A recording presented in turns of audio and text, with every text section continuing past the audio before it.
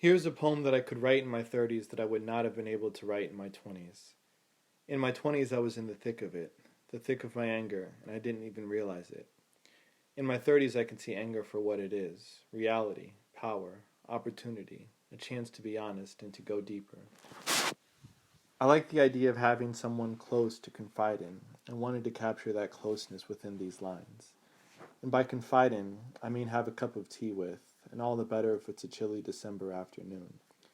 If I could, I would pipe in the sound of a radiator knocking and hissing in the background as the speaker delivers these lines to the other who sits in a chair and drinks tea. But alas, this sound can only exist within the echoes of my heart as I read the poem. Few things are better in New York than the sound of a radiator banging and knocking and hissing and pumping enough heat to warm Madison Square Garden into a tiny studio apartment. It's important that I tell you everything that happened on the roof last Saturday. It's important that I tell you everything that happened on the roof last Saturday. You can pull up a chair if you'd like, but you don't have to pull up a chair. Do you want a cup of tea?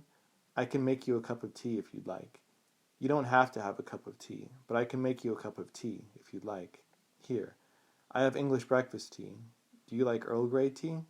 I also have Earl Grey tea. Milk? Do you want milk in your tea? I have milk as well. I have all kinds of milk. I have whole milk and oat milk and skim milk and almond milk and soy milk. Do you want any of those milks? Do you want all of those milks? No, you don't want all of those milks. That would be crazy. To have all of those milks at the same time? Could you imagine? Okay, so whole milk. I'll steam it. You do want me to steam it, right? It's the middle of December and 5 degrees out, so I'm sure you want me to steam the whole milk. Otherwise, the milk, if the milk is cold, then your hot tea won't stay hot for long, and that would be sad. And believe me, I know you. And I know that you don't want to be sad, not anymore. You used to be sad all the time. Me too. We were sad together. Don't you remember? All of those years, those nights when we would go out to the meatpacking district and drink beers together and talk about all of our sadness because we didn't want to be sad? Not anymore. We didn't want to be sad anymore, so we talk about our sadness together. Crazy. That doesn't make any sense. But we were in our 20s, and we were best friends. Or I thought we were best friends, and most of the time you agreed. At least we don't do that anymore. What? What's that? The milk, right. It's probably good and steamed by now. Also, I know the tea kettle is crying out. The tea kettle is crying out, so let me go ahead and prepare your cup of tea now. Okay, okay, okay. It's important that I tell you everything that happened on the roof last Saturday. First, let me start by saying that it was a cold Saturday night, the last Saturday night of November, the Saturday after Thanksgiving. Thanksgiving came late this year. We were out on the roof, the 5 of us, and it was afternoon first. Of course it was afternoon first. Afternoon always comes before the evening. I know, but it's important to say that it was afternoon first because there were things that happened in the afternoon between the 5 of us that I think you should know. I really think you should know these things. That's why I'm telling you all of these things. I'm telling you all of these things because I think you should know them. I think your life will be better because you'll know the things that I'm telling you. And I think our relationship will be better too because of the things that I'm telling you. You agree, right? Of course you agree. You agree because you're sitting down and across from me and smiling, or not smiling but wearing that look on your face that says, I'm listening. I love that look. And I love that you're wearing that look right now. I love that you're wearing that look right now because what I'm about to say is very important. Here were all of the things that happened between the 5 of us on the roof last Saturday. First, I drank too much. I know. I started drinking in the morning, so by the time the afternoon came around, already I was hungover, so I had to stop drinking by then. But don't worry. I don't drink too much as often as I used to drink too much. I'm better now. Remember? I got better. I went away for 5 months and got better. I missed you a lot during those 5 months. You only called me 3 or 4 times, but that's okay. I'm glad that you called me 3 or 4 times. You didn't have to call me at all.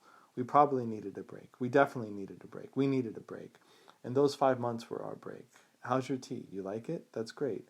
I'm very glad that you like your tea. I'm stoked. That's awesome. It's the little things. So I was hungover, but I was still on the roof last Saturday night with the other 4. The other 4 were having a fight. Not all at once, but there were these awkward silences. And I could feel the tension mounting, and I didn't know what to do about it. So I just asked the 4 of them to leave. I mean, it was my apartment, my roof, my everything. And if they weren't getting along and having a good time, then I could just tell them to get the hell out. I didn't used to be able to say things like that, but now I can. Now I can and I do, and it feels good when I do. Of course, they didn't like to be told to get the hell out of my place. It would have been great if they started yelling and screaming back at me, but they didn't. Instead, they started using passive-aggressive tones and also tried guilting me into changing my mind. But do you know what? I didn't change my mind. No, actually, I got even angrier. I mean, I yelled at them. I yelled at the top of my lungs. I screamed. And you know what? They left. They left. And then I started crying. I started crying because I had never been face to face with my anger. Not like that. I started crying because getting face to face with my anger felt so real. I cried because for the first time in my life, I saw myself. I cried because after I saw my anger face to face, my hangover went away.